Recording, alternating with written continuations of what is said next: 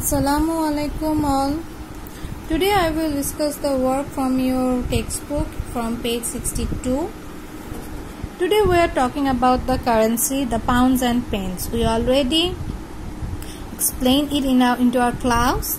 That's mean read out the heading how much. That's mean we are finding out the total amount of this coin. Total amount of this coin. There are given some coin. These are our pound coins. This is our pence coins. The pence and the pounds are written on the coin. Okay. Look at here. The cost of the mug. How much? To solve this, we write the math like this.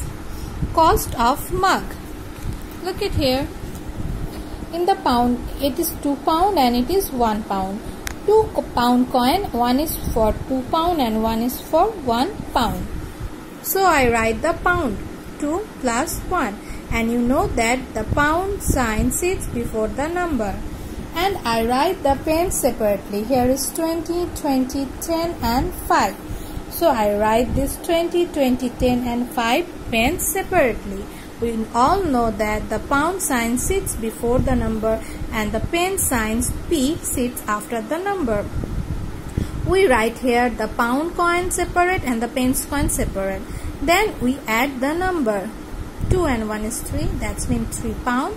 And if we add this thing, 20, 20 is 40, 10 is 50 and 5, 55p. Look at here. In the third line, I give a point here. We write the number altogether with the help of this point, In the third line, we write the pound 3.55. When we give the point here, no need to write the P again. The point means that we write the pounds and pence together. And our answer is pound 3.55. So, the how much, that means the total amount of these things, of the coins, are pound 3.55. In page 63, one thing also, write each amount in pence. In page 63 there is a math. Write each amount in pence. Look at here. The given amount is in pound. We need to convert the pound into pence. And how? Look at here.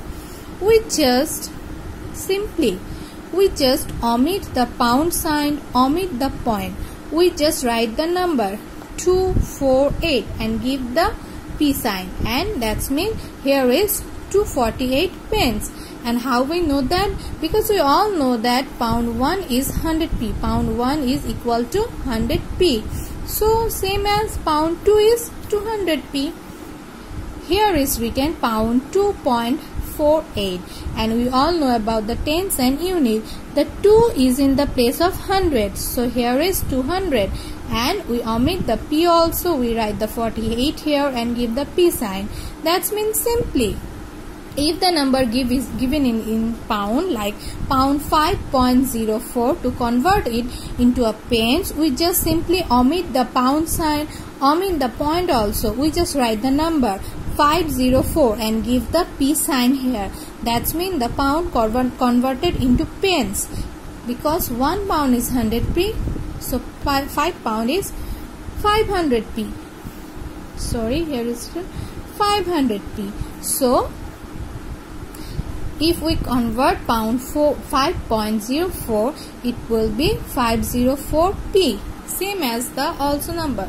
Look at here. If there is written pound 5.70 and we need to convert it into pence, that means we can directly write there 570p. That means here is in pound 5.70 there is only 570p.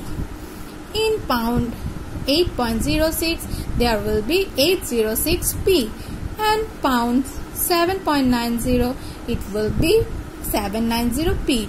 You just remember that the pound sign sits before the number and the pence sign sits after the number. And we all know that 1 pound is 100p. So if we convert it, we divide it with the 100, it will get the same amount. So if the pound 1 is 100p, that means pound 2 is 200p. Same goes for pound 1 is 100p, so the pound 5 is 500p. I hope you all are clear about our pence and pounds. Thank you all.